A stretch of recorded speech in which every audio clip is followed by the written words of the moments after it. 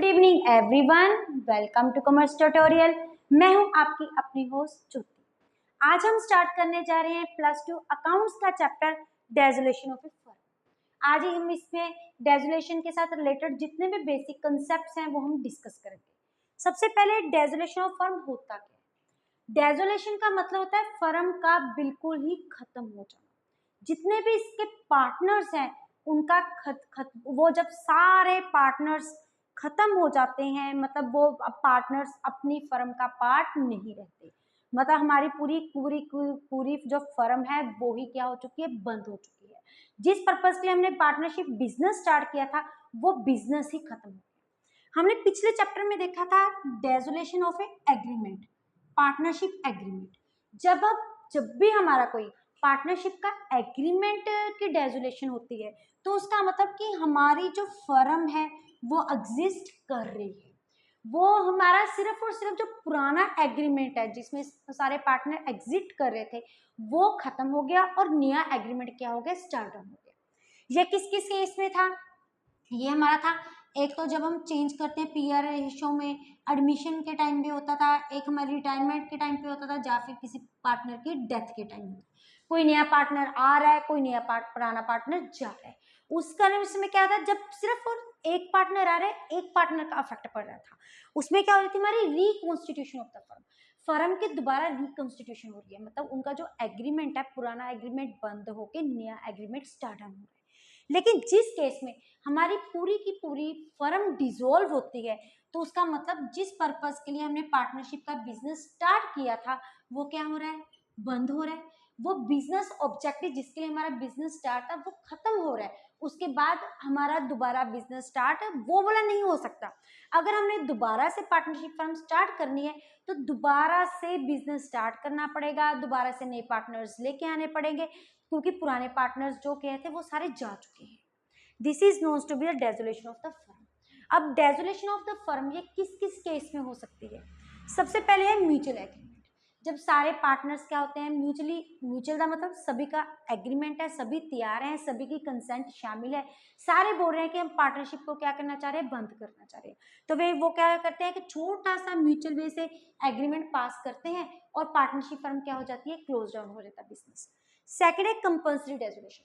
जब ये लॉ के दोबारा कंपल्सरी हो जाते हैं कि हमें बिजनेस बंद करना ही पड़ेगा, वो उसके लिए या तो हमारे पार्टनर जो है पार्टनरशिप फर्म के मेंबर है वो क्या हो जाते हैं, इंसॉल्वेंट हो जाते हैं, या फिर जिस पर्पज के लिए हमारे बिजनेस पार्टनरशिप फर्म का बिजनेस स्टार्ट किया था वो बिजनेस क्या हो जाता है, अनलॉफुल, मतलब वो लीगली सही नहीं माना जाता। As per the legal requirements वो क्या होता है, अनलॉफुल होता है। थर्ड है on the happening of special event. जब कोई भी स्पेशल इवेंट हो जाती है, जैसे कि जो हमारी पार्टनरशिप है वो किस पर्पस के लिए थे, एक्सपायरी हो जाती है। जैसे मैंने कोई पार्टनरशिप ने स्टार्ट की थी 5-10 साल के लिए, 10 साल के लिए, 15 साल के लिए, वो टाइम पीरियड खत्म हो चुका है। जब टाइम पीरियड खत्म मीन्स हमारी पार्टनरशिप अपने आप क्या हो रही है, डिसॉल्व हो रही है। इंसॉल्वेंसी, जब कोई ना कोई पार्टनर क्या हो जाता है, इंसॉल्वेंट हो जाता है, उसका दिवाला निकल जाता है और बोलता है कि I can't make the payment. तो उस केस में क्या होता है, अगर बाकी के पार्टनर चाहें तो अपनी पार्टनरशिप को क्या कर सकते हैं, बंद कर सकते हैं। Then come completion. जिस ऑब्जेक्टिव के साथ हमने पार्टनरशिप फर्म का बिजनेस स्टार्ट किया था वो बिजनेस ही, वो ऑब्जेक्टिव क्या हो रहा है, अचीव हो रहा है। जैसे कि उनका मेन मोटिव क्या था, to increase the sale by 50% या 60%। जिस दिन उन्होंने अपना सेल का टारगेट कंप्लीट कर लिया उसके बाद उनका ऑब्जेक्टिव कंप्लीट हो गया, तो इसका मतलब वो क्या कर देंगे, उसको बंद कर देंगे। कई बार क्या होती है, जब पार्टनरशिप हमारी क्या होती है, विल पे होती है। विल, जब मैम कोई भी पार्टनरशिप है सब क्या होती है, अपनी जब इच्छा से स्टार्ट कर दे, जब इच्छा से वो क्या है, बंद कर सकते हैं।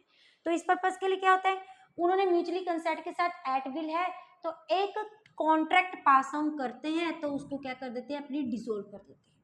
उसके बाद है जब कोर्ट के द्वारा ये ऑब्लिगेशन मानी जाती है कि हमें पार्टनरशिप बंद करनी ही पड़ेगी। जैसे कि जो इसके पार्टनर्स हैं वो कौन से होते हैं, अनसाउंड माइंड के हो जाते हैं, या फिर कोई भी पार्टनर है अपने दूसरे पार्टनर्स को क्या करने लग जाता है, चीट करने लग जाता है, या फिर हमारी फर्म कॉन्टिन्यूसली किस में जा रही है, लॉस में जा रही है और फ्यूचर में ऐसा लगता है कि हमें प्रॉफिट होने ही नहीं वाला। इन कंडीशंस को देख के लगता है कि we are going to be moving towards the loss and loss. ये कुछ केसेस है जिसमें हमारी डेजोलेशन ऑफ द फर्म होती है। फिर उसके बाद ये है कि अब डेजोलेशन हो रही है, एंड में हमें क्या हो रहा है, लॉस भी हो रहा है। अब लॉस को, अब बिजनेस में लॉस हो रहा है तो उसको बियर भी तो करना है, दूसरों को पैसा देना है, थर्ड पार्टीज को देना है, पार्टनर्स को देना है। अगर वो हमें कंपनी को पार्टनरशिप में लॉस हो रहा है तो लॉस की ट्रीटमेंट हम कैसे करेंगे? सबसे पहले ये लॉस की ट्रीटमेंट अंडर द सेक्शन, ये आपको पता होना चाहिए, ये डिफाइन किस में की गई है, it is defined under the section 48 of partnership act 1932। सबसे पहले हमें हमारे पिछले साल के प्रॉफिट, हर साल पार्टनर जो अपने होता है प्रॉफिट का कुछ पार्ट सेव करके रखते हैं फॉर द फ्यूचर कंटीजेंसी। वैसे ही अगर पिछले साल का हमारा प्रॉफिट पड़ा है, सबसे पहले तो लॉस हम उसमें से बियर करेंगे। अगर लॉस फिर भी बच रहा है, फिर भी पूरा नहीं हो रहा, तो पार्टनर्स अपनी कैपिटल में से कंट्रीब्यूट करेंगे। अगर कैपिटल कंट्रीब्यूट करने के बाद भी खत्म हो गया तो उनको पर्सनल अकाउंट में से पार्टनर्स को ये लोन फुलफिल करना पड़ता है। रीजन, ये जो पार्टनरशिप होती है इसमें जो पार्टनर्स की लाइबिलिटी होती है वो अनलिमिटेड होती है, उनको सारा लॉस बियर करना पड़ता है। अगर बिजनेस में इनसे नहीं कर सके तो अपने पर्सनल अकाउंट में से करें, वो किसी ना किसी संग से तो बियर करना ही करना है। और जब भी हमारा सबसे पहले लॉस होता है तो लॉस को सेल करने के लिए पार्टनर्स क्या करते हैं, जितने भी उनके जो पार्टनर्स एसेट्स होते हैं उनको मार्केट में जाके क्या किया जाता है, सेल किया जाता है एट देयर मार्केट वैल्यू, ताकि हम लॉस को ओवरकम कर सके। क्योंकि पार्टनर्स के बाद और कौन सी होती है प्रॉपर्टी, एक उनका प्रॉफिट हो गया, एक उनकी कैपिटल होगी, फर्स्ट क्या होता है एसेट्स, जितने भी उनके कहते हैं, कोई उनकी प्लांट एंड मशीनरी है, कोई लैंड है, कोई उनकी बिल्डिंग है, कुछ भी है, उनको सबसे पहले क्या किया जाता है, सेल किया जाता है।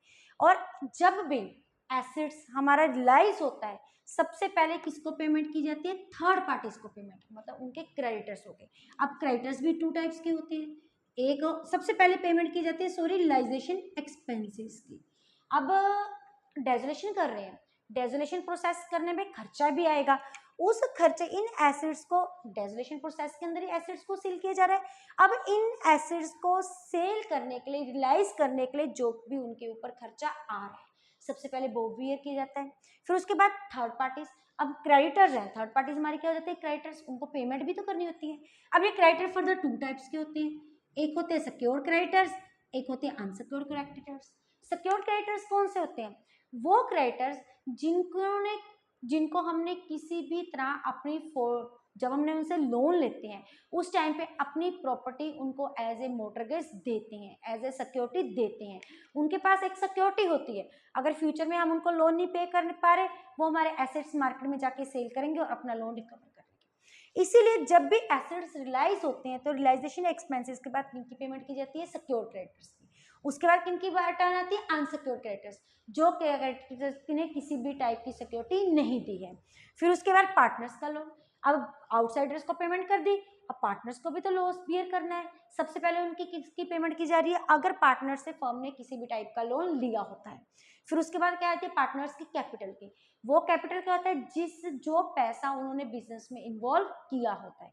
अगर इन सब की पेमेंट करने के बाद पैसा बच जाए तो उसको हम क्या बोलते हैं, प्रॉफिट। उनको सारे पार्टनर्स में उनकी प्रॉफिट शेयरिंग रेशियो में क्या क्या दिया जाता है, डिस्ट्रीब्यूट कर दिया जाता है।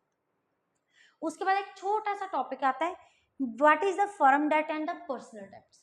ये जो होता है सबसे पहले इनको डिफाइन किस सेक्शन में किया गया है, under the section 49 of 1932 act. अब ये फर्म डेप्ट मीन्स जो फर्म का लोन, डेप्ट is knowns to be the loan, firm means partnership firm, it means जो भी फर्म ने ड्यूज हैं, जो उन्होंने लोन बाहर से ली हैं उसको क्या बोलते हैं, हमारा फर्म डेप्ट। अब यहाँ पे क्या हो गया, पर्सनल डेप्ट, डेप्ट का मतलब क्या हो गया, लोन, पर्सन उसका कौन सा हो गया, प्राइवेट।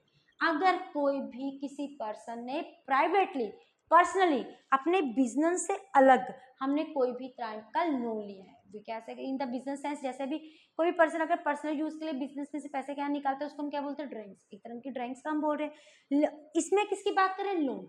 अगर कोई भी डेप्ट होता है किसका, पर्सनली किसी पार्टनर का होता है उसको हम क्या बोलते हैं, पर्सनल डेप्ट।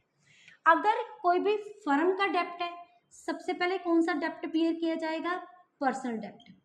उसके बाद अगर पर्सनल, इसको किसमें से सबसे पहले पेमेंट की, फर्म के जितने भी एसेट्स हैं फर्म की प्रॉपर्टी में से।